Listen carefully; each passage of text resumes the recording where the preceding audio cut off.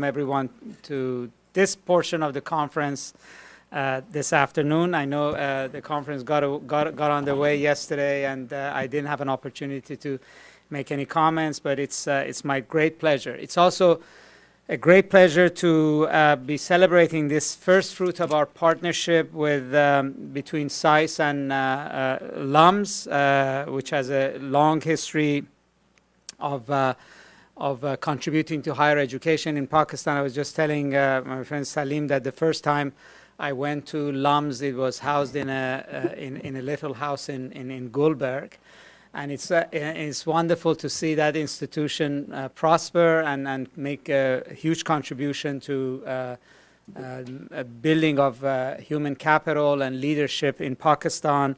And I think it's wonderful for SAIS, for the many faculty we have at SAIS who are focused on Pakistan, Josh White, Dan Markey, and Aizaz Chaudhry, who work on this issue to be able to connect with scholars at LUMS and advance the status of the study of Pakistan in the United States, build research partnerships, and to be able to create a serious vector for addressing issues of common interest between our two institutions.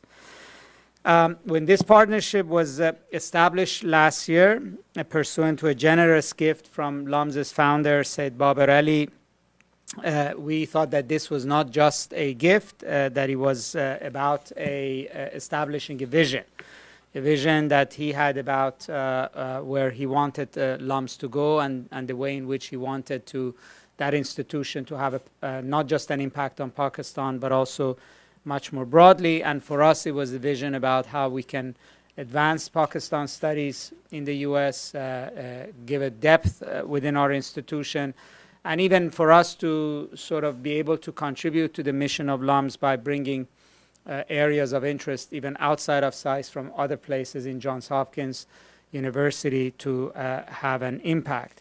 And I think at that very point in time when this partnership was built, our faculty, Josh and Dan, and also Ambassador Tahir Kaili, who is a senior fellow at our Foreign Policy Institute, thought that conferences would be a very important mechanism for advancing the state of dialogue between Pakistan and the United States and creating greater awareness of Pakistan studies in the U.S. And we talked about the conference as being a mechanism also to bring scholars from Pakistan, from LUMS to the U.S., and therefore expose the state of conversation here in the U.S. to a different set of perspectives that would be academic and genuine and would come from Pakistan itself.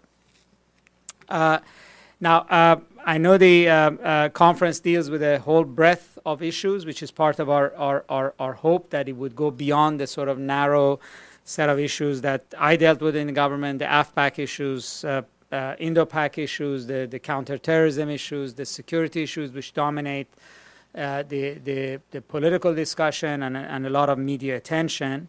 And that the conference would be a basis for multiple conversations, that it would be look at the ways in which Pakistan is playing in a broader regional context as a dynamic and increasingly component of the Middle East, that it would help shed light on what our understanding of the Chinese role in the region, in Southwest Asia and the Middle East, is how the One Belt, One Road is likely to proceed, how Pakistan and its role plays a role not just in Afghanistan, with which a debate with which we are familiar, but actually much more beyond that in terms of Central Asia, and particularly again understanding of the role that another great power is playing in Southwest Asia, and that is Russia. And of course, U.S.-Pakistan relations has gone through many meandering ups and downs just in the past decade, largely around the issue of Afghanistan.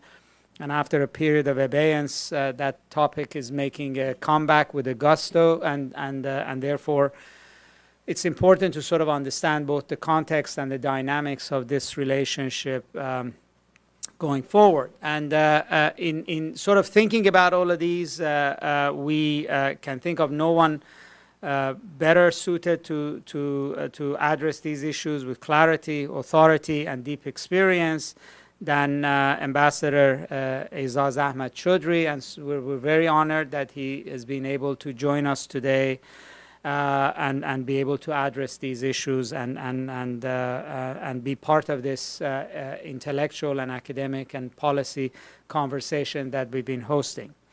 Ambassador Chaudhry is a distinguished member of the Pakistani Foreign Service. He has served here in Washington as Pakistan's ambassador to the United States since March of 2017.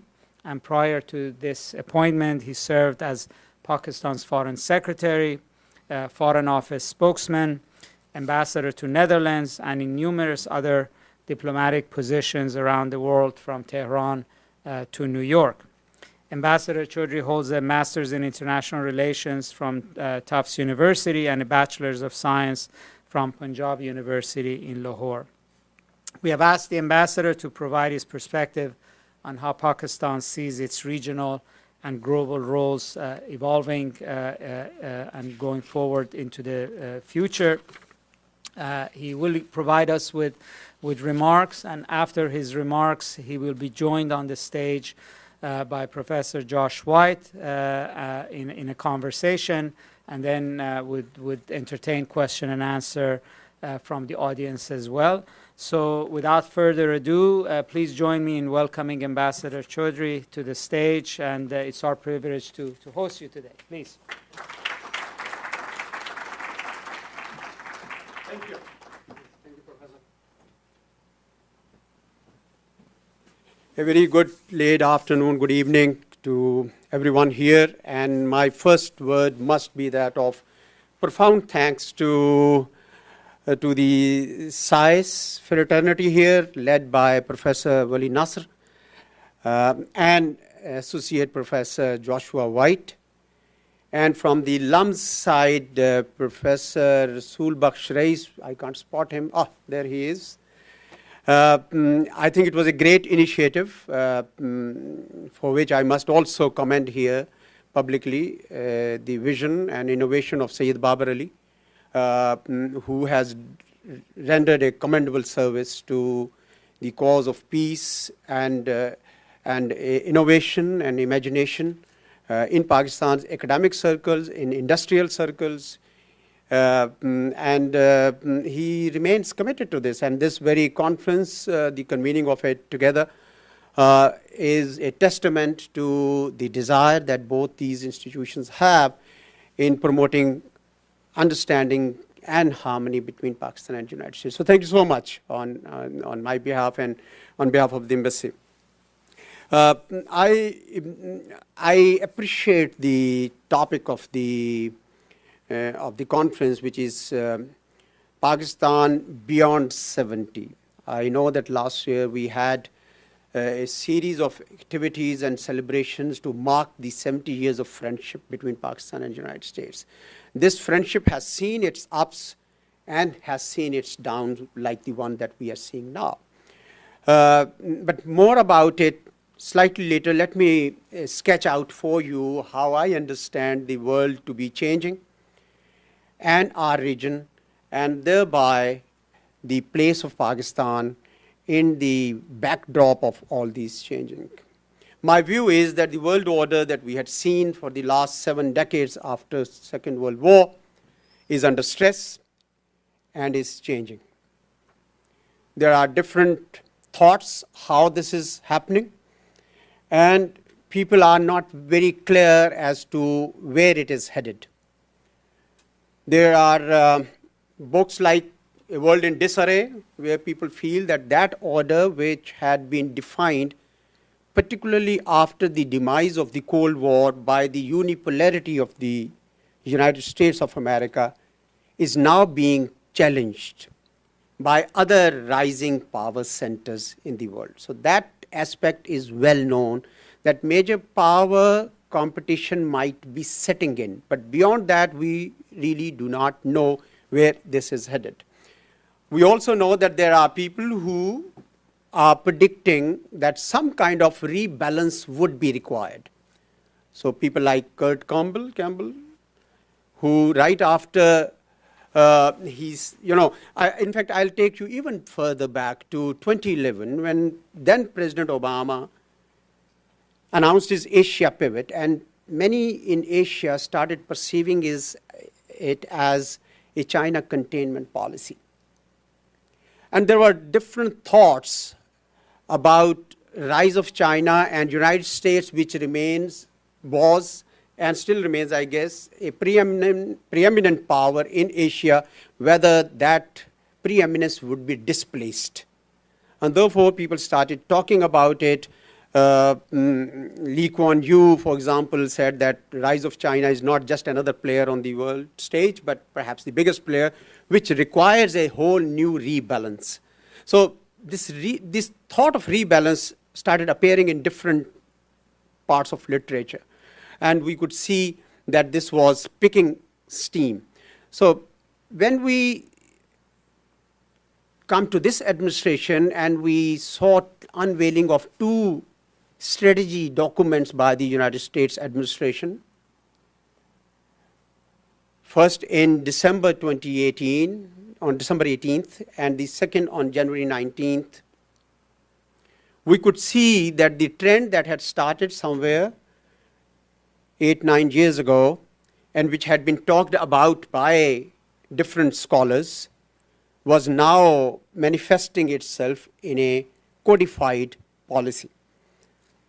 So December 18 National Security Strategy clearly identified that the United States now faces a three-tier threat ladder, the top of which is occupied by China and Russia, the middle by Iran and North Korea, and the bottom tier by jihadi organizations or militant organizations. A month later, the document which flowed essentially from this, but it focused more on the defense component, titled National Defense Strategy, more precisely indicated that interstate strategic competition and not terrorism is will be the primary source of concern for the United States. It described China and Russia as revisionist states, antithetical to US interests. This was further amplified by the State of the Union address by President Trump, who even used the word rival in that address for China and Russia, and feared that they were out to undermine US interest, economy, and values.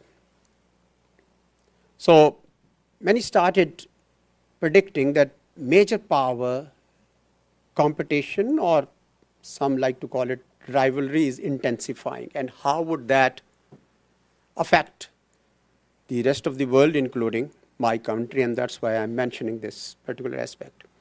Of course, there are different thoughts. President Trump had indicated in his State of the Union address that that weakness is the surest path to conflict. That's his analysis, his words, and then he goes on to say that unmatched power is the surest means of defense of the United States. Hence, the policy that is now being implemented by the United States administration. A week before President Trump spoke at the State of Union address, a wise man from your country, Dr. Henry Kissinger, was before the Senate Armed Services Committee, January 25th to be precise. And he said that admittedly, the world is now witnessing major power rivalry. So he accepts that part.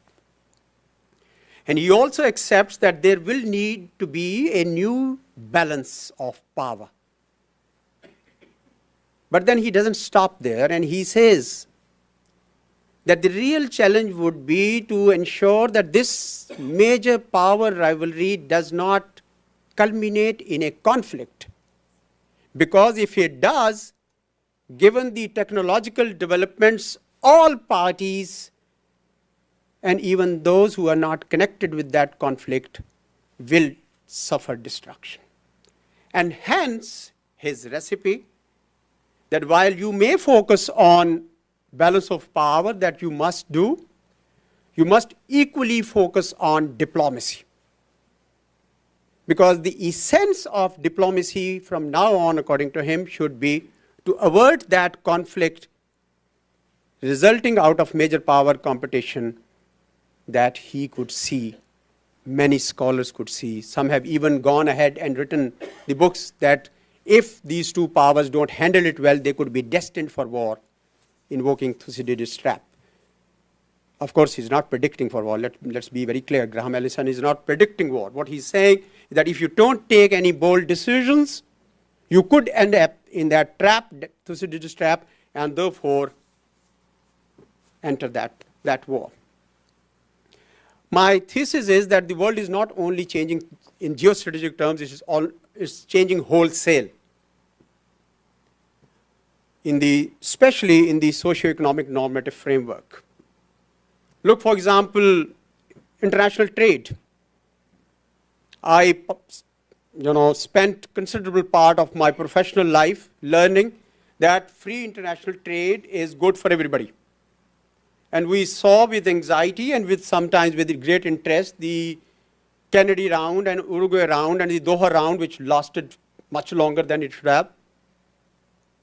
But now free international trade is under stress from protectionist tendencies, and I don't have to even illustrate because that's already happening. Take, for example, immigration. I think for centuries, the humankind has known immigration to be infusion of flesh, blood into societies that enrich those societies.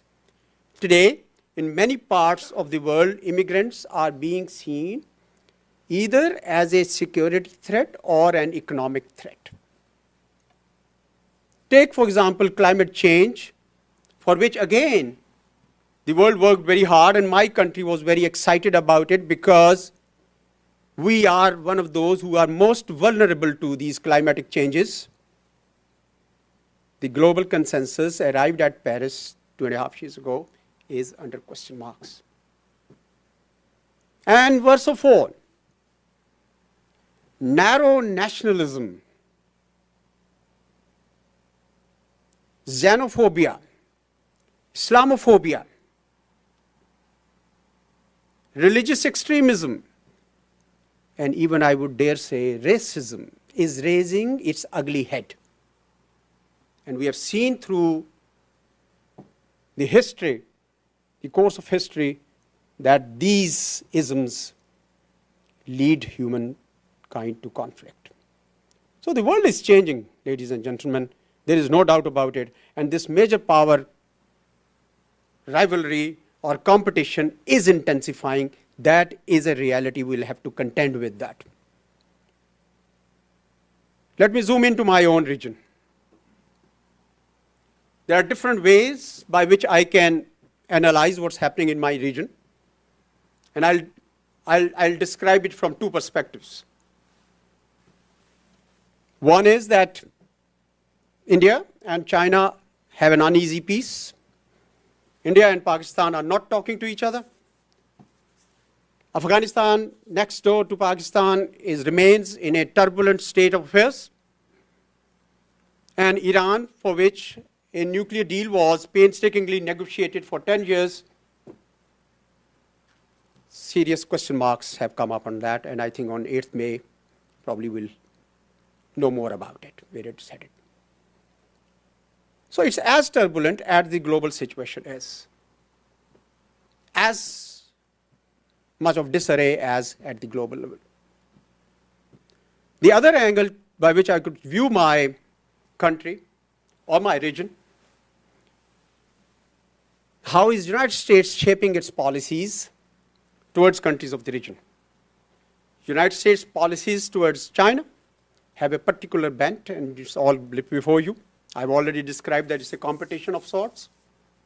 United States has entered into a very strong strategic partnership with India. United States is present in Afghanistan, and United States relations with Iran have taken a nosedive.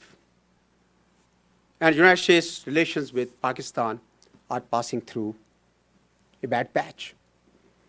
And I would say that during this all time, people believe that realignments are happening and sharpening, much to my own personal discomfort. So in this scenario, how is it that my country has done? When I assess that, I believe that we have not done bad. 4 aspects of it.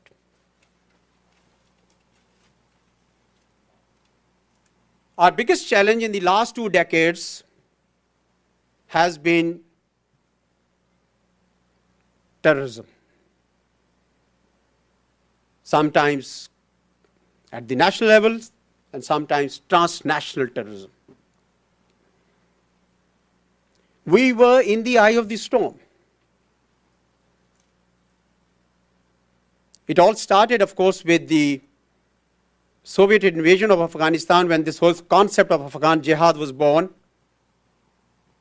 But when Soviets left, Americans left, the militants stayed back. And after 9/11, when Tora Bora was bombed heavily, they all sought refuge into the tribal areas of Pakistan, knocked the Maliks out,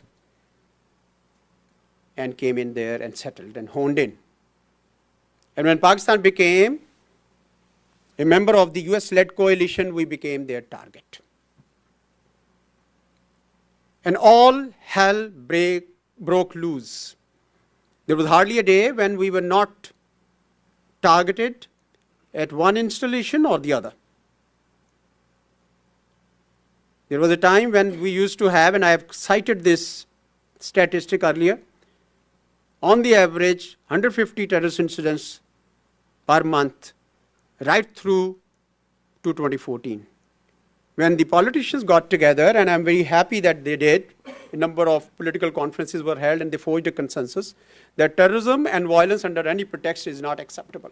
That enabled the Pakistan army to move into North Waziristan, which had become the bastion for these militants who had created their safe havens, hideouts, training grounds, IED factories, and whatever else they needed to perpetuate their evil designs. 2.5 years down the line, the entire tribal areas was secured. This is not a mean achievement. The law and order improved, and it was visible. That average that I spoke about of 150 terrorist incidents came down to the fingers of a single hand. And we all, I as a citizen of Pakistan, benefited from that improved law and order situation. So we were very happy about it. Is our job done? No. I think there is still a mindset that we need to tackle, which in the first place gives rise to extremist conduct and behavior, and we got to do that. Many of the militants who fled have either hidden themselves in the urban centers or crossed the border into Afghanistan. Intelligence-based operations, as many as more than 25,000 have been conducted to sniff them out of their hideouts and tackle them. And we will continue to do this because that's the course our country, our people have taken. And the proof of that is that not even the far right of the political fringes or far left of the political fringes have objected to the policy. And everybody says that terrorism and violence under any pretext is not acceptable. Use of soil of Pakistan by any extremist or any terrorist is not acceptable. This fight is on, but the determination and the resolve tells me that we will win till the end. That every terrorist who uses Pakistan soil to commit terrorism anywhere will not be allowed to stay in Pakistan. So that's the kind of resolve. Now the second point, the improved law and order has facilitated or had a salutary effect on the economic situation of the country. Investments have poured in. True that bulk of the investments have come in from China, but there have been investments also from Turkey and Korea and Europe, and now from corporate America. I'm glad that SP, I saw her here somewhere. Where are you, SP? From the US-Pakistan Business Council. There are scores of businessmen who are deeply interested in investing in Pakistan. Of course, they have their own share of issues that they need to deal with, but the interest is palpable. They want to go there, they want to invest, and they want to be present, and they want to reap the benefits of the bonanza that might occur. Because they can all see that in the last few years, bulk of the investments have gone into infrastructure and energy sectors, and therefore it is time to move on to the industrial development phase where these zones are to be created. Third, the democratic process in Pakistan. It is true that for 70 years, Pakistan's democratic process was interrupted 4 times by military interventions. But since 2008, the people of Pakistan are quite determined that they have to continue on the democratic path because that's the only way to go forward. I know that people of Pakistan are also discovering that democratic processes are noisy by default. So some people who tend to lose heart think that all hell has broken loose. But expressing opinions and receiving counter opinions will always be noisy, but it happens everywhere in the world, wherever democracy is. But what is good is that with this democratic process and this media freedom that our country has, we are also learning the values of accountability and transparency. So I think it's an upgrade in the democratic evolution of Pakistani society. Fourth, the youth of Pakistan. My guess is that the bulk of Pakistani, the fact is that bulk of Pakistani population is below the age of 30, but I think the figure is somewhere 57.8% of the people of Pakistan, present population of 207 million, is below the age of 30. Now, it's a huge advantage at a time when China is aging and Europe has aged to have these young people. But it's a double-edged sword, I recognize, that if you train them well, they will be a huge asset, and if you don't, they will be a liability. And therefore, the opportunity does exist. So I would say that in this whole scenario that I laid out to you at the global and the regional level, my country has not done bad. And I'm very proud of it. And they have done it at a time and in a region which is still grappling with the forces of terrorism. The countries with half this quantum of violence disintegrated, their armies disintegrated. We showed resilience and we came back. And we are very proud of that. Huge cost. More than 6,000 soldiers, 23,000 civilians, 17,000 injured. But we did it. $125 billion of our own money and losses. But we did it. And we are moving. And we will continue to move. And so we are very happy about it. When it comes to our relations with the United States, Josh, tell me when I want to stop. Okay? Sorry? Okay. Pakistan-US relations, because many of the questions I know about China, Iran, Saudi Arabia, etc., I'll be very happy to answer with you. And the harder the question, the more interesting the discussion. But at this time, let me just lay out the Pakistan-US relations, a very, very important relationship for my country. I've always said it publicly for a number of reasons. One, because United States has been a benevolent force for Pakistan. When our country was born in 1947 and we were feeling deep sense of insecurity, the United States did appear as a benevolent, kind icon for Pakistan.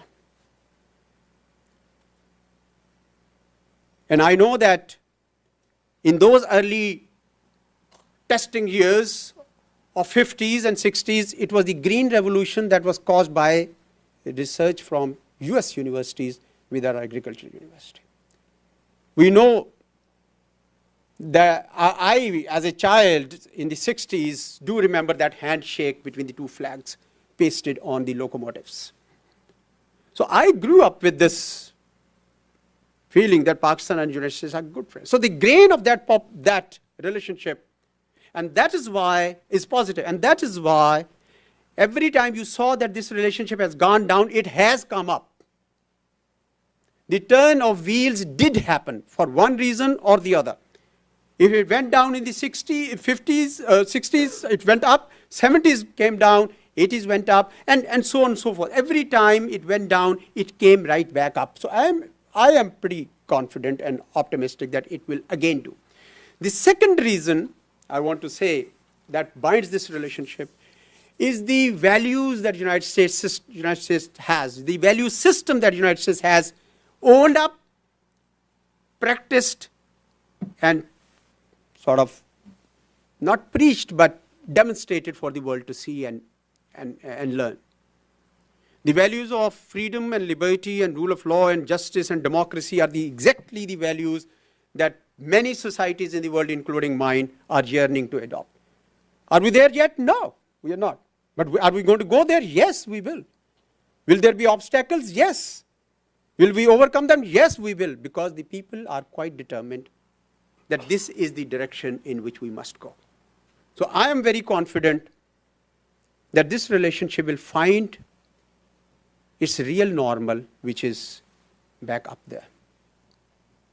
There are different ways by which, and I'll stop this last point, and Josh, I'll stop. There are different ways by which Pakistan-US relations is being seen. One is the G to G relationship, which is government to government, and the other is P2P, people to people. My sense is that G to G relationship has seen that vicissitude that I was talking about. It's the P2P relationship which has always survived, thrived, and remains potent and resilient. Much of it doesn't get the news because that's the nature of the news. You need sensation in the news. But the good stories, the success stories are not known to you. Not many, but they're happening. All the time they're happening. If UC Davis was involved in Pakistan's agriculture in the conventional sense in the 60s, it's Harvard University which is now working with Pakistan. It's precision agriculture. Not only Harvard, but there are many others. Hundreds of thousands of Pakistani youngsters are involved, and I know for a fact, with Silicon Valley, either virtually and sometimes physically. Thousands of Pakistani physicians have come here and made this country their home, have served this country, and made my country proud. US universities have remained the most favored destination for Pakistani students because they have been the seat of learning. Apart from your value system, I think it's the US universities which have been the reason why the United States remained a global leader for a long time. So I think this P2P relationship is sustaining, is going. And 1 million plus Pakistani diaspora whom I have contacted in the last 1 year, I've crisscrossed everywhere, they are contributing to the development of this country and serving as the most potent bridge between the two societies and two countries. I remain very optimistic about it. People can have their own share of pessimism. I really don't care because I am ultimately an optimistic man. And I have every reason to believe that we should base our optimism on the hope and positivity. I think it was President Truman who said that America was not built on fear. America was built on courage, on imagination, and on unbeatable determination to do the job at hand. So I am very, very positive with the efforts such as yours, LUMS and SAIS, and many other endeavors, we will maintain this relationship and we will strengthen this relationship because both have benefited from this relationship. And if we can't or if we fail, both will lose. That's my thesis. And therefore, there is every reason for us to continue to work on the future of this relationship in a way that it continues to benefit both sides. Thank you very much. God bless you all.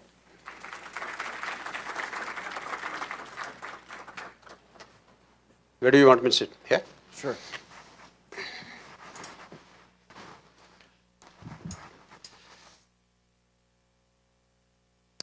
Can you hear me? Am I on? Okay.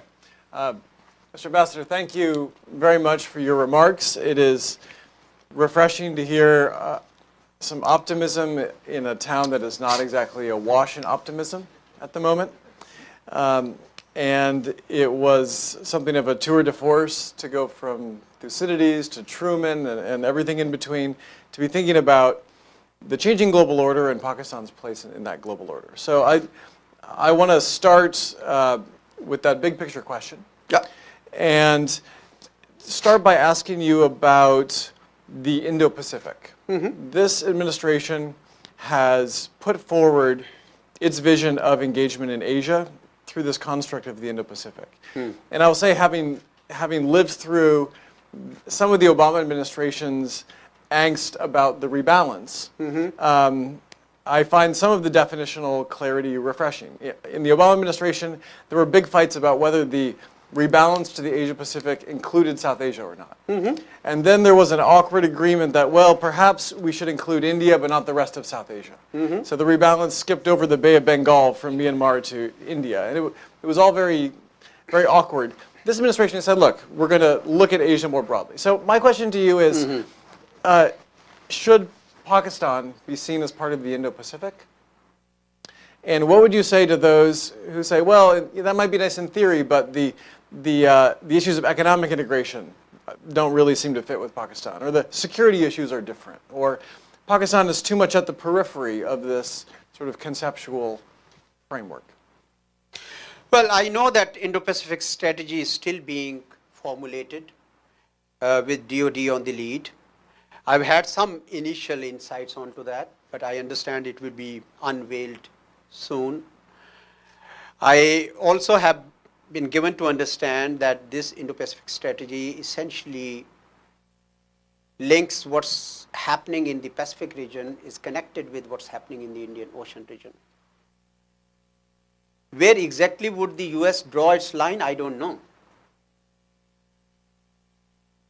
But I know that in its own commands, the United States has always placed Pakistan and Afghanistan in the CENTCOM, which is Central Command, and India and Myanmar and others in the Pacific Command.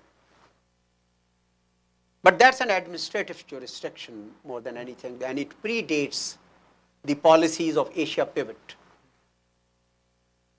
I know that it has also something to do with a big debate that was happening on the Silk Route, and whether it would be passing through from Malacca Strait all the way and goes up around Central Asia and then takes a left turn to Eurasian landmass, or will it be two parallel routes? The Chinese went for the second.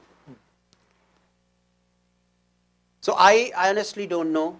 We will yet to see how the United States places. But I know that in this fault line, Pakistan assumes a pivotal position. The United States has deepened its partnership with India. The United States may have its own reasons for doing that, but in many places, in Pakistan included, it is being perceived as a China containment policy to prepare India as a counterweight to China.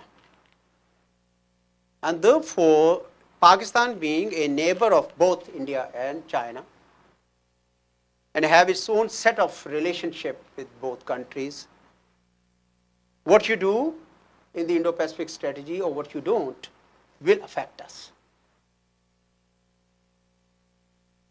Beyond that, I would not be in a position to say, because we have yet to see the contours of that strategy.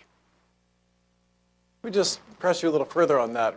Regardless of where Pakistan ends up in the strategy, to what extent do you think it's useful for people in Washington to think about Pakistan as part of the Indo-Pacific or as part of the Asia-Pacific?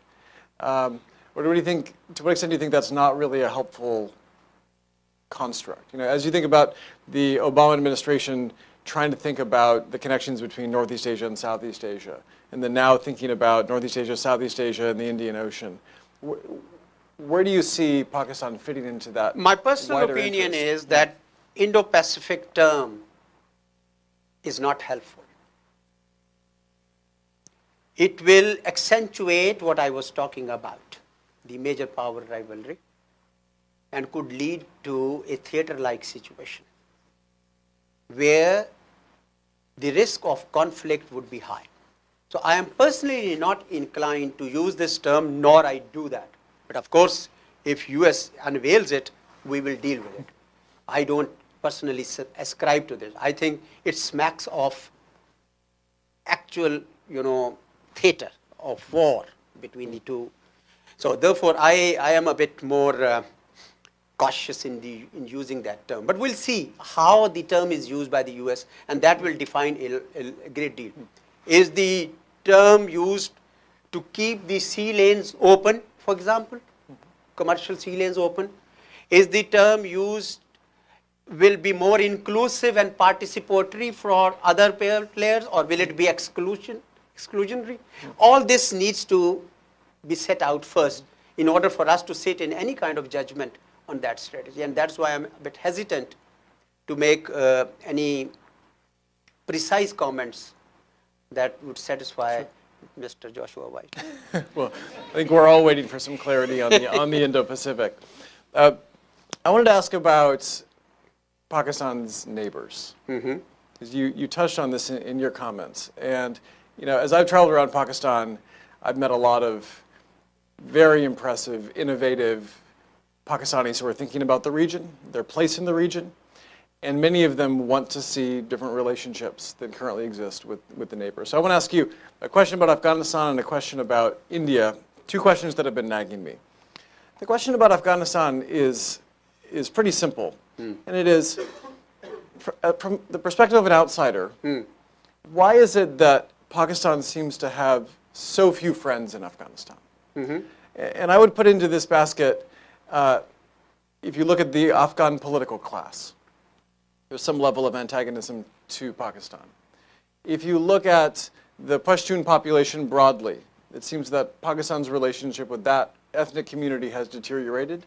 Mm-hmm. And we see some of that in the current protest movements even in Pakistan. Even if you think about the Taliban, you can make the argument that Pakistan has had devolved into a more contentious relationship with the Taliban itself. So what explains the fact that Pakistan has so few friends in that theater? And then looking to India, I think my question is simply, it strikes me that after 70 years of being a state, Pakistan has not yet been able to convince the world that India is the kind of country that Pakistan believes it to be. A revisionist state, a state that has some hegemonic ambitions. And I ask because it's really a range of countries that I think haven't taken on Pakistan's view of India. Mm-hmm. It's not just countries like the United States, but it's countries like the Gulf states, Turkey, even China, which is very sympathetic to Pakistan, hasn't adopted Pakistan's view of the threat that it faces from India. Mm-hmm. So again, from the big picture, looking at these relationships, what explains kind of where we're at here 70 years after? We'll be happy to address both, absolutely. On Afghanistan, I think for the last 40 years, it's been a tragedy that the people of Afghanistan has suffered this conflict in one way or the other, ever since Soviets came. In fact, before that also there were issues, but they came into the vortex of what I call this major power rivalry of that time. In fact, we also suffered because we also ended up in that vortex. And we don't want to do it second time, if that happens. And while Pakistan has come out of it, or is seeming to be coming out of it, Afghanistan is descending deeper and deeper into that turmoil. An impression has been created in Afghanistan that Pakistan is the reason why Afghanistan is not becoming stable.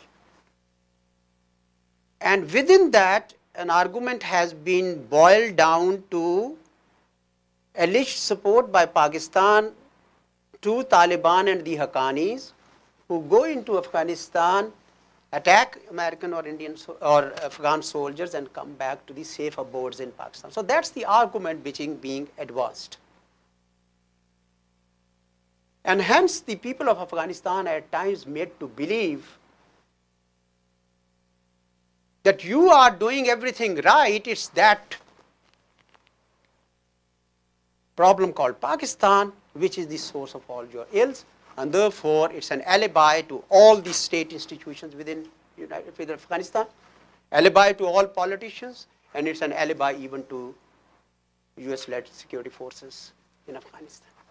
We are the bogeyman that explains why Afghanistan has not succeeded. We are the country that is being scapegoated because Afghanistan is not peaceful, because of us.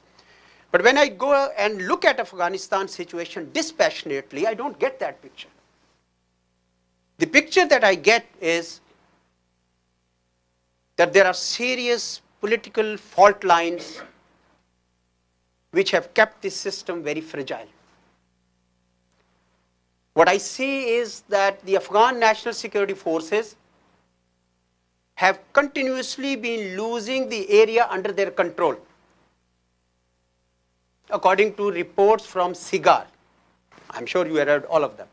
Every quarter they publish this report, and the last one was 44%. Although BBC says that 70% of territory is not under government control or in militant influence, they call it influence. According to the testimony by US generals before the US Congress, there is heavy pilferage of weapons and fuel, high desertion rates,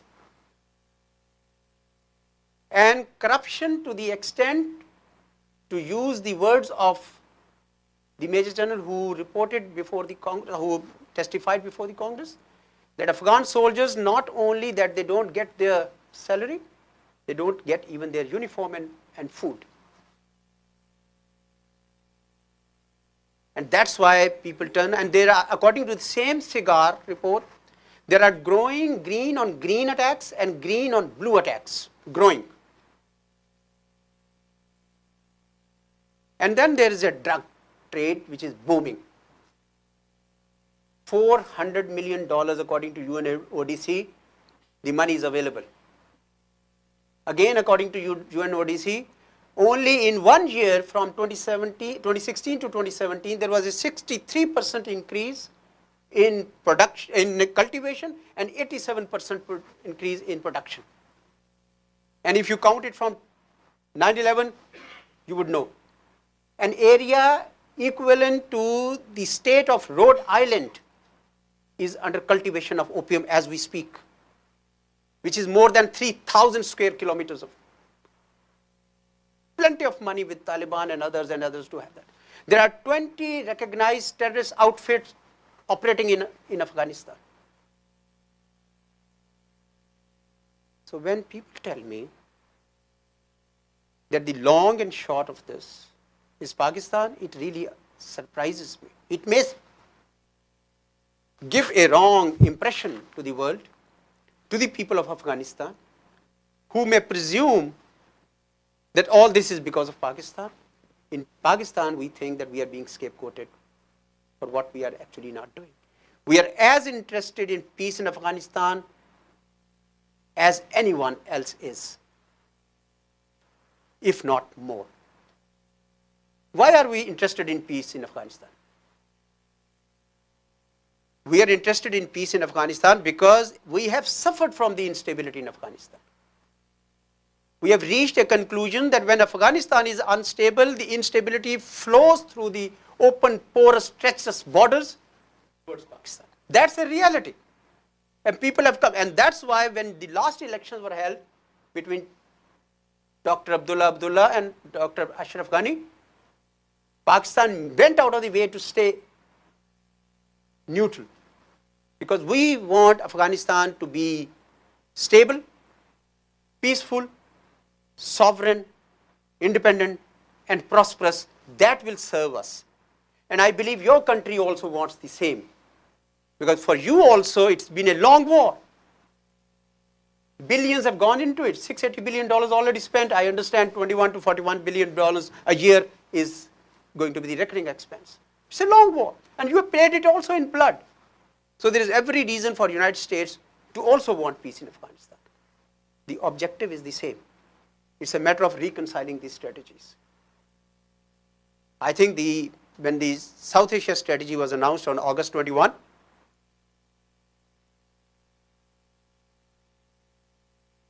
the view that was given to us was that the United States now would remain present in Afghanistan, will not be draw down, so that the wrong message to the Taliban or others don't go, that they are going to time them out, and that you would leave only when the conditions of peace have been established in Afghanistan.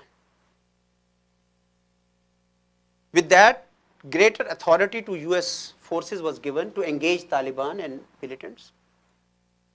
And we have seen, according to, again, US reports from Chicago Global Council and also from New York Times, Eric Schmidt's report, 3 times more munitions were dropped on Afghanistan during 2017 as compared to 2016. And this was 4/5 of the peak period in 2011. So to us, it appeared as if a military-led approach is being followed. And we have already reached a conclusion that a military solution in Afghanistan is not possible. We think that a comprehensive approach is possible. Comprehensive approach can provide a solution. We do see in the last few months, I must say, a move towards a political approach, which is encouraging. We're very happy and pleased with the Ashraf Ghani's peace proposal of February 28th. But we think that he must not nurture systematic hatred in the people of Afghanistan about the people of Pakistan. People of Pakistan have paid the price and remained friendly with the Afghans. For 7 decades, Pakistani ports have been used as the conduit for Afghanistan. We are very proud of it because that's their right, being a landlocked state, to our ports. 3 million refugees are living in Pakistan for 38 years. 39th started. It's not a small sacrifice. And we'll still remain committed. And in the last 2 years, you make a sketch, because I have made a sketch, how many visitors from Pakistan went to Afghanistan and how many came from Afghanistan to Pakistan to have, to advance the peace process.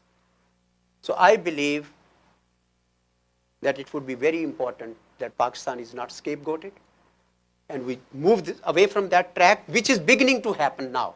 I can see some signs, which are good. I can do more about it because I can see situation in Afghanistan is getting complex. I narrated several factors. Another factor is involvement of other players now in Afghanistan. Therefore, a regional approach would probably be required too. What that is, I can come to it if you ask me that question, but I want to stick to the answer of that addresses your question. Why in Afghanistan, Pakistan is not viewed positively. The second question that you asked is about India. That why is it that India is viewed in a certain way in Pakistan, whereas many other countries do not view, including China and Gulf countries and others don't view India the way Pakistan does, right? That was the question. Because of geography. The conditions under which Pakistan was created and those, scars of partition when people got killed and refugees and the stoppage of water and currencies and all that inculcated a deep sense of insecurity in Pakistan. And therefore, Pakistan and India emerged as a country which will probably be hostile towards Pakistan. And this was further deepened by almost a non-stop rhetoric from India, where Pakistan has been targeted in many ways. I won't go into history, but if I fast forward to what's happening now, US tilt towards India, which is overt and apparent, seems to have emboldened the leadership in India, the present leadership in India, to try a heavy-handed approach on Pakistan. If India and Pakistan are not talking to each other, is it because of Pakistan? No. Indians argue to me, as they have, because I have been involved in the peace process for a long, long time,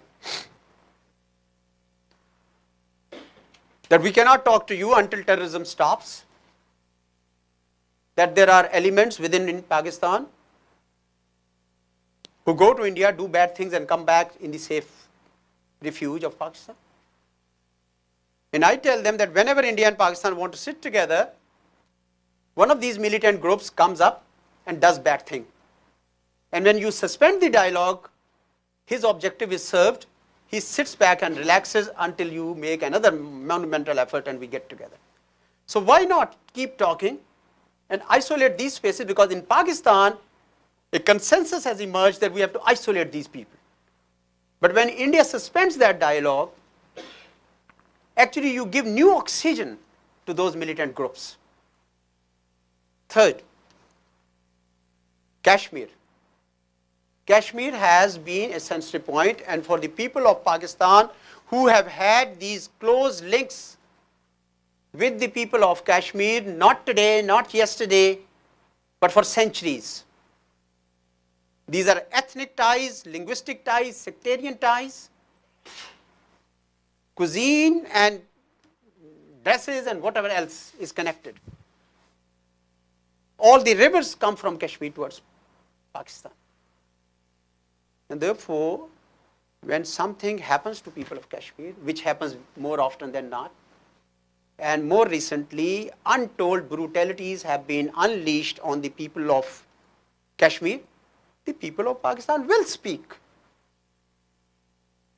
But we have maintained that it will be a moral, diplomatic and political support, because we have given a solemn undertaking ourselves that no one should cross border to create any terrorism anywhere. And therefore, we look at India the way India has dealt us. India has not dealt your country the way it has dealt with Pakistan. India has not dealt with any other country the way it has dealt with Pakistan. Pakistan does not accept hegemony. The people of Pakistan will not accept indignity. And therefore, while we remain open to peace with India, we believe that India has to step forward and break that moratorium it has placed on itself for not talking to Pakistan. Tell me which two countries in the world have reached a conclusion that all their problems will be resolved without talking to each other. Howsoever insurmountable these differences may seem, the only solution is by talking to each other. And I hope that Indian leadership realizes that sooner than later. Thank you for your comments. And I want to just press on the Afghanistan question before we move on to another question. And that is that it seems to me you present something of a false dichotomy on Afghanistan, in that I accept just about everything you said on Afghanistan. The politics is a mess. The insurgency is gaining ground. The government has trouble. The opium is providing money to the Taliban. All of that being true. Can't all of that be true? Afghanistan being in trouble, sort of for its own sake. And it also be true that a permissive environment in Pakistan is incrementally making things worse. You know, I would be of the view that Pakistan could do everything the United States would want it to do on the border, militancy, and things would be better in Afghanistan. But it might not be dispositive. It might not change the tide of the war in Afghanistan. So can't it be that Afghanistan is a mess and that Pakistan has some cleanup work to do in dealing with problematic groups that still use its territory, that still abide, that still operate? I believe that we have our part of work to do, and I have always mentioned that Taliban and Haqqanis are not friends of Pakistan. Taliban and Haqqanis have brought stress in our relations with your country and with Afghanistan. Our message to Taliban and the Haqqanis is that you are Afghans and you give up violence and you join the political mainstream. We are squeezing space on Taliban and Haqqanis in Pakistan, and we will continue to do that. That's our solemn undertaking, and to the best of my understanding, much of Taliban leadership has moved into Afghanistan, and why not? Why not? They have such a big territory available to them, 44%.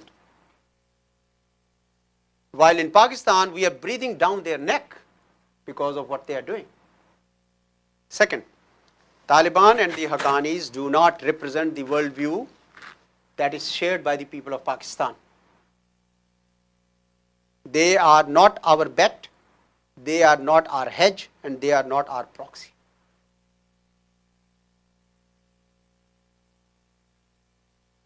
Three, if Taliban come to power by force in Kabul, it's not acceptable, which will not be good for Pakistan.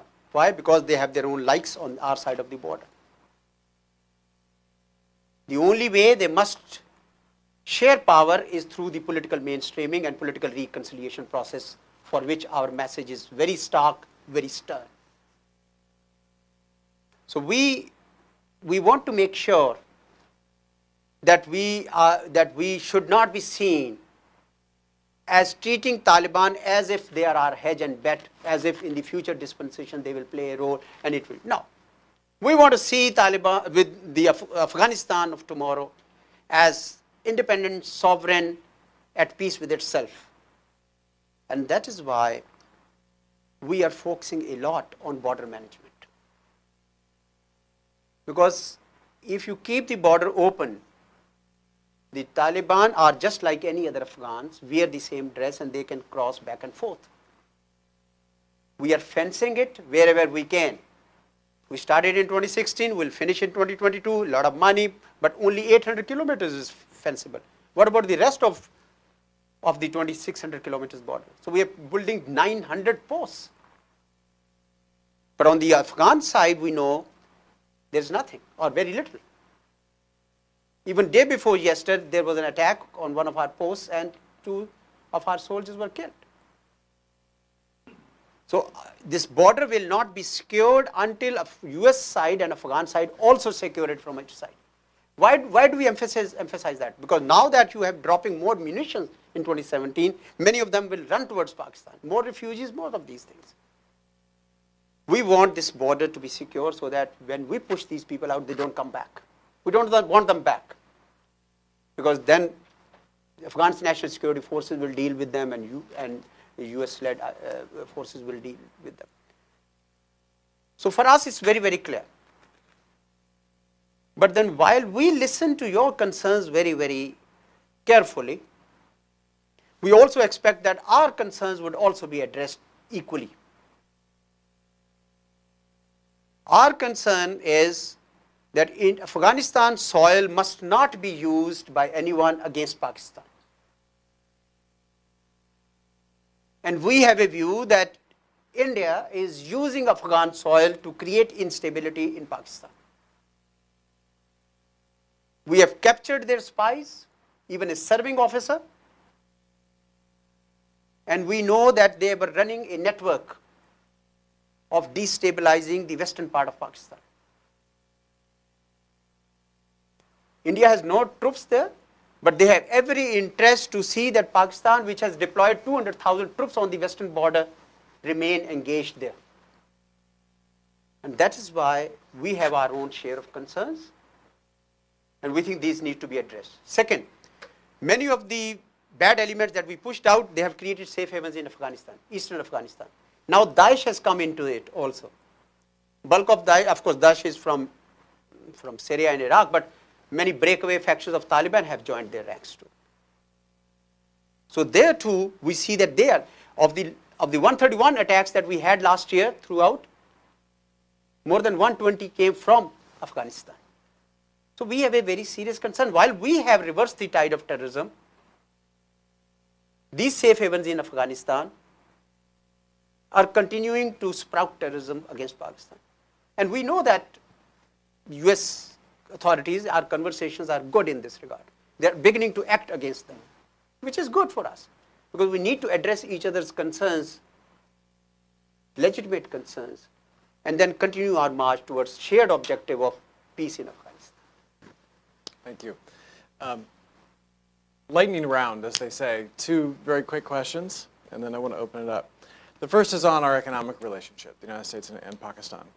After the presidential tweet earlier this year, which I won't read in polite company. You have enjoyed it, huh? After the presidential tweet, I heard from my Pakistani, and then after the United States suspended a certain basket of assistance, I heard from my Pakistani friends, the first thing they said was, well, you know what, we don't need your money. Yeah. And then the second thing they said was, and actually, we don't want your money. And then the third thing I heard a little while later was, well, stand by, we may want to go talk to the IMF about some money.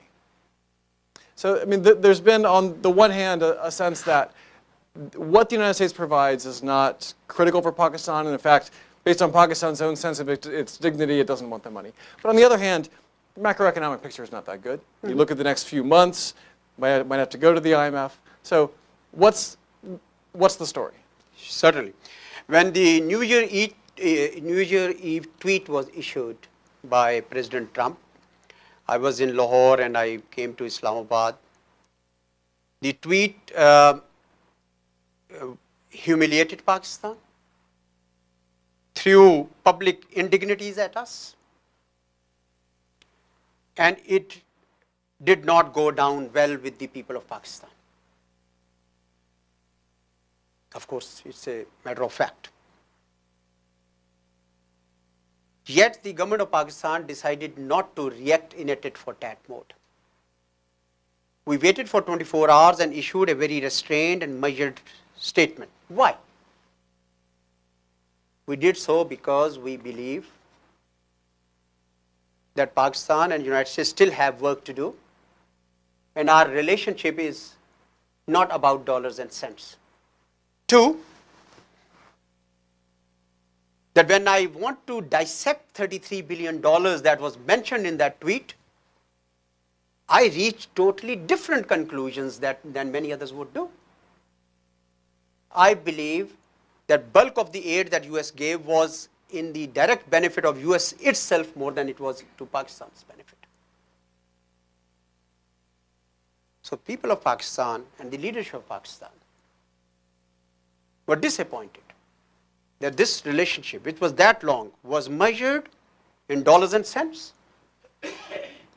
And therefore, we refuse to discuss any suspension of aid. It's been now 4th month running, and we are not talking about it with any part of nor have we received any formal note in this regard.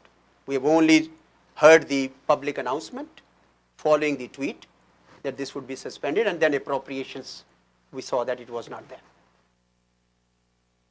But we are not talking about it. Bulk of the security assistance was being used to pursue shared objectives of counterterrorism.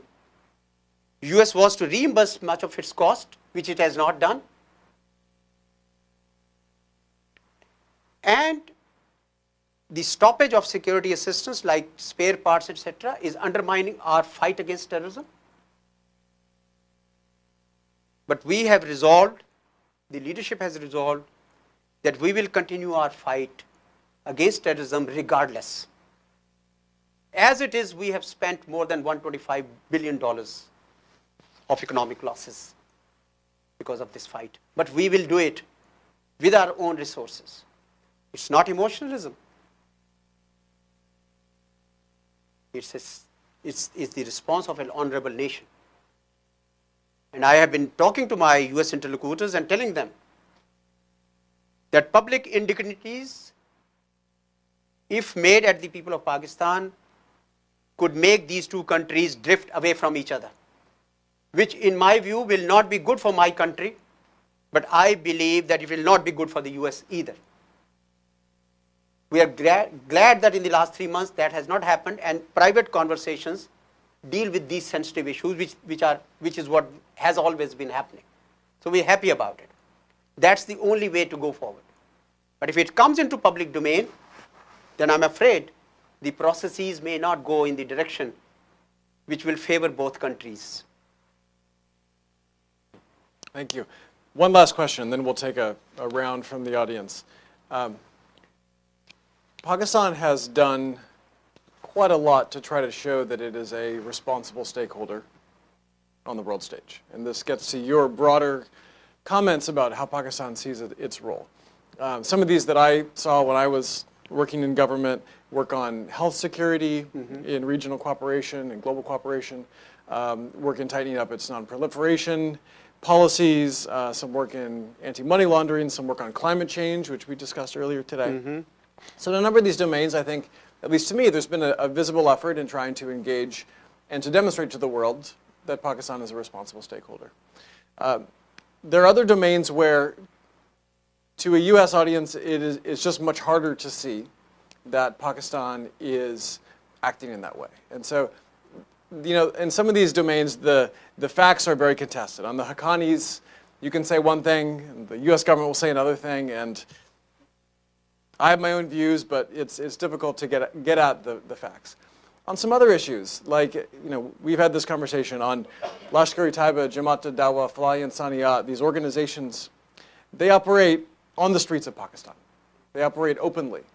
And Pakistan has taken some steps, but fairly belated, and seems fairly minimal, right? So in these domains in which there are things happening on the streets, there are still rallies, there are still organizations, you know, what do you say to those who say, well, you look at something like that, how is Pakistan a responsible stakeholder, notwithstanding the other things that it has done in engaging the international community? Well, Lashkar-e-Taiba is a banned organization in Pakistan, and there are several others too, which are on the national list of banned entities, and we are duty bound to make sure that they conduct no activities. Recently, the news has also been tightened on Jamaat-ud-Dawa and Falah-e-Insaniyat Foundation. A number of their operating units have been closed. Their fundraising has been blocked. Hundreds of accounts have been blocked by the State Bank of Pakistan. We submitted a major report to Financial Action Task Force. We believe that these are major steps that we are taking. We are also, as I indicated to you, carrying out intelligence-based operations. We are also committed to National Action Plan, which has 20 points, including points such as madrasa reforms and others. All this fight and all these steps are part of one commitment by the people of Pakistan, by the leadership of Pakistan to the people of Pakistan, that we will not allow any terrorists to remain in Pakistan, and we will not allow anyone to use Pakistan's soil to commit terrorism anywhere. And I think the whole nation is united in that. We are making progress, but what we have seen is that Financial Action Task Force has been used for political objectives to squeeze Pakistan. And we have registered our protests with the US and India that India's policy is being sort of encouraged in this regard. And the enormous progress that we have made is not being recognized. I think that needs to be recognized, and we need to be encouraged and partnered with in our very clear objective. We know that these people used to raise funds by selling hides during the sacrifice season, which is Eid al-Adha. That has been stopped effectively last time. We have also stopped successfully any sectarian violence in Pakistan, quite successfully actually. And now these are no mean achievements. And those who are on the national list, or for that matter on the UN list of terrorists, we are also taking it. Recently the parliament has adopted a law by which anyone appearing, any organization or individual appearing on the UN list of entities will be automatically on our national list. Am I right? That's what, I mean, I can put together a lot of such steps. But if you trivialize a monumental effort and focus on what's not, then that this one is still, this much empty. So I think we would urge patience and partnership rather than simple blame game, because direction that we have set is very, very clear. Thank you, sir. I want to take a group of 2 or 3 questions. I don't like comments that are not really questions, so actual questions, and we'll group those and put them to the ambassador. Anybody? I think this gentleman is white. He's asked a number of questions. I'm happy to call on him. He's asked a number of questions today. Okay. Anyone else? Okay, you please. Oh, with the microphone, please. Today I'm going to ask you a very easy question. Why don't you ask me difficult questions, No, sir? easy question. Because you find it very amusing, why you are smiling so much with a broad No, smile. one is about your opinion, because from the last, yesterday, Yeah. even today, I'm asking about disappearances issue. I want Okay. to hear from you opinion about the disappearance issues in Sindh and Balochistan. And second, people talk about Haqqani, not Jalaluddin Haqqani, but Hussein Haqqani. What do you think? Is he traitor or patriot? I want to hear about your opinion. All right, thank you. I think the Supreme Court of Pakistan has been seized with the issue of disappearances for the last several years now. And much of what you hear and what people like you propagate is based on a propaganda. Sometimes, unfortunately, it is also driven by a foreign agenda. I don't know who drives you and others to continuously harp on this. I don't know. You may have your own, of course, reasons and benefactors and sponsors to do that. But this is an issue which is being debated in the Parliament of Pakistan, in the politics of Pakistan, and in the Supreme Court of Pakistan, which will adjudicate on this issue because it's a national issue and our national institutions are seized of it. As for Mr. Hussein Haqqani, I have no comments to make on that because the matter is sub judice and it's in the courts of Pakistan. Thank you. There's a question over here. Sir, my name is Nasir Naveed. I am associated with Indus. My question is regarding peace in Afghanistan. Pakistan wants peace. US wants peace. Taliban want peace. Even Afghan government, everyone wants peace. So what's the definition of peace that everyone has their own definition? It seems so, because if objective is common, why they are not sitting together to solve the issue? So what are the practical 2 or 3 steps that you would like to say that can help in building the peace? Thank you. I think it's a good question. Let me sketch out my view of what a peace could look like. Okay. I think the starting point is that we have to be convinced that there is no military solution and it has to be a overall political approach. I'm not saying that kinetics are ruled out. No, I'm just saying that kinetics have to be subservient to that overall political approach. I think the centerpiece of that will be a reconciliation process, and President Ashraf Ghani did well. I want to commend him for his February 28 package. That is late by 3.5 years, because we tried in 2015, we tried in 2016, didn't work, but it's good that and it has all the right elements and right noises and it was a bold move by him, and my government has welcomed, the whole international community has welcomed it. What does it say? He says that we want to negotiate peace with the Taliban. It also calls them that your concerns will be addressed. I'm choosing the words exactly from what the package is, because I don't want to mix my own words. Including their concern about the future of international military presence in Afghanistan. It talks about release of prisoners. And these are the elements which are at the heart of that reconciliation process. So it's a bold one, and we all must support. But beyond that, neither Pakistan nor any other country should ever prescribe how the Afghans should determine their own country's destiny. But we must facilitate an enabling environment in which Afghans can sit together, both government and Taliban and others, to work out a peace. It will be a mistake if any country, including mine or United States, should prescribe how Afghanistan can be shaped in the image of either a Western country or any other country. Let Afghans work it out. Second, this may be the necessary condition, but this is not a sufficient condition. There are a number of other things that must happen. For instance, we have said that border management will be a central part of this. We don't want the terrorists to move cross-border.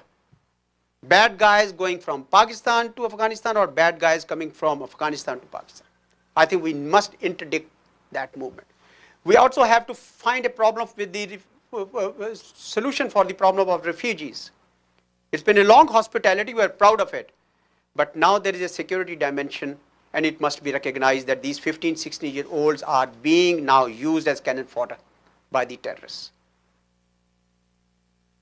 And we must also deal something about the drug trade, because the amount of drug that is coming out, and a lot of it remains in Pakistan because we are a transit country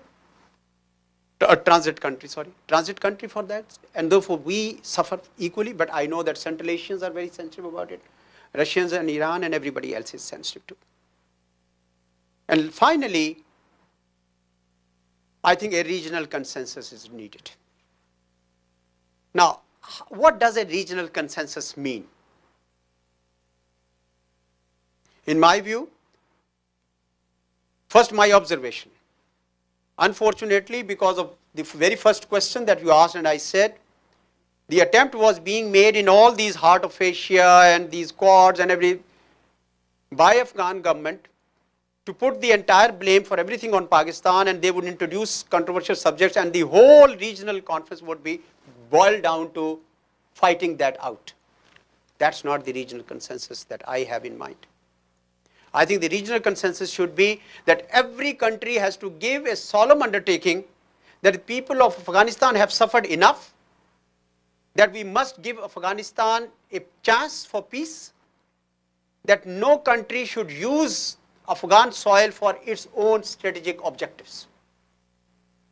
That includes my country, that includes India, with which we have serious concern that it is using Afghanistan soil for instability in Pakistan. That includes Russia, which has its own views about American presence in Afghanistan. And that includes the United States, which has its own views about Afghanistan, about Russians supplying whatever to Taliban. It includes India, it includes Iran, it includes Central Asia. I think every country, and China, every country must come to a regional consensus that we will not allow, or we will not ourselves use Afghan soil for our strategic objectives. I think if we can all put that together, it's not something impossible. And already situation is moving in that. The Tashkent conference was a good step. I saw its outcome document. It was much better, much more refreshing than what I had seen in the past. If we keep moving in that direction, I'm sure with all these elements put together, you can keep hope alive for peace in Afghanistan. Ambassador, we're almost out of time. I want to end with one hard question for you. Yeah. You've traveled to probably more states in the United States than I have. You've had a frenetic schedule. You go all over. Give us your best vacation recommendation in the United States. What have you seen that we should see in this country? I think my best recommendation would be that the best place to have vacations is DC. And I tell you why. Was it wallowing in the swamp? Is that Because when I travel, because I have to meet the Pakistani American community as well, I'm mostly doing it on my weekends. So for the last year and 1 month, I have hardly had only 2 weekends in my home. Even when I am in DC, I am mostly busy on the weekends. Because I believe genuinely that Pakistani American community, and it's not any kind of trade unionism, Pakistani American community have vital stakes in ensuring that Pakistan and the United States stay engaged. They have been a positive force in this country, and I think they are the best bridge that we can have between the two communities. So when you want to take vacation, go to Potomac.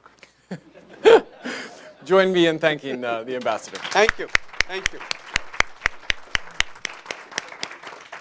Thank you all for spending so much of your precious time with us to talk about Pakistan. We hope to see you at future events here at SAIS, and we welcome your views on what we should be looking at and who we should be talking to. Thanks so much. Have a great night.